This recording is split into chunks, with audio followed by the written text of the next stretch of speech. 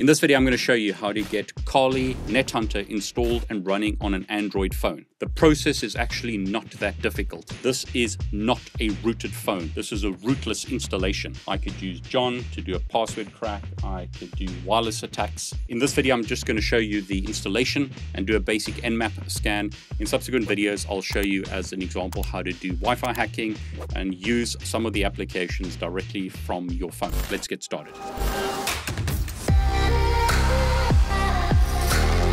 Let's see how long it takes me to get Kali up and running on this Android phone. First step is to go to GitHub, Termux app, releases. I'll put a presentation below that has all of these steps so that you can follow along. Basically, all you need to do is download this software. So we're going to download the APK.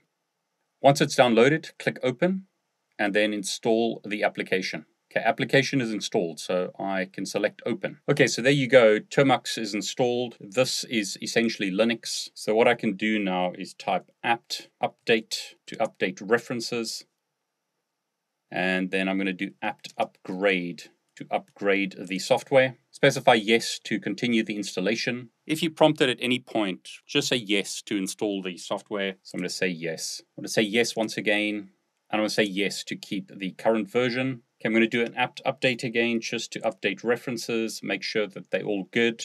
And then I'm going to install wget. So apt install wget. Say yes to install it. Now I'm going to use wget-o install NetHunter Termux https://offsec/2m CEZ or Z if you prefer WR. Once again, I've put a PDF below which shows you all of these steps so that you can follow that if you prefer. So I'm going to press enter to download the software.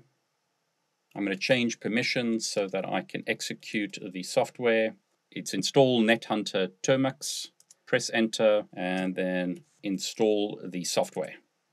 All you need to do now is wait for the installation to complete. It may take a long time for the software to install. Go and grab a coffee, go and do something else while it installs. You'll eventually receive a prompt, delete downloaded rootfs file. We're going to say no. And there you go, Kali NetHunter is installed on this phone. What we can do now is either use NetHunter to start the NetHunter CLI. We could also use the shortcut nh, and then I could use a command such as nmap kali.org, and we can see which ports are open. Port 22, so SSH, 80, and 443. I'll exit out of NetHunter. And what I'm going to do now is set the Kex password. So NetHunter Kex password.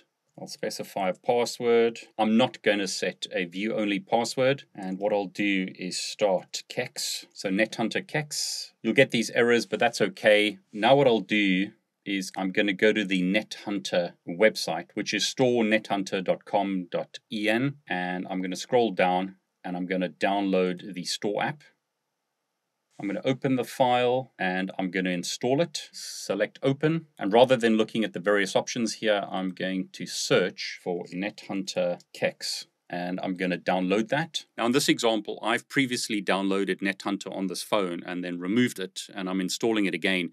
You may get some additional prompts. As an example, you may have to select the package installer. So I'm going to click install. I'm told that for my security, the phone is not allowed to install unknown apps. I'm going to go to settings. I'm going to allow the app to be installed. Click install.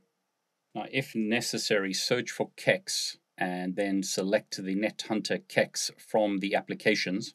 I'm going to allow the app to access files and photos on my phone. And then what I'm going to do is specify the VNC password that I created. And then I'm going to connect.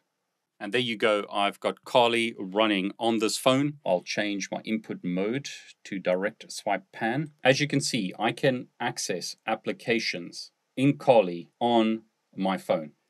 I could ping google.com as an example. You can see the ping succeeds, and then I could do a basic nmap scan, once again, of kali.org.